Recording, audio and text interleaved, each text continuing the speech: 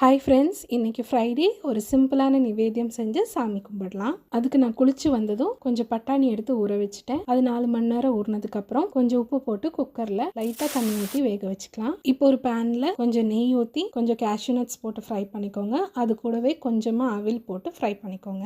இதை இப்போ நம்ம ஒரு பாத்திரத்தில் எடுத்து வச்சுக்கலாம். இப்போ ஒரு 3/4 டம்ளர் பால் ஊற்றி கொதிக்க வைங்க. அதே பேனில் கொதிச்சதும் நம்ம வறுத்து வச்சுருந்ததை ஆட் பண்ணிக்கலாம். அது கூடவே இனிப்புக்கு கொஞ்சம் கல்கண்டும் வாசனைக்கு ஏலக்காயும் சேர்த்து ஒரு கொதி வந்ததும் இறக்கிடலாம்.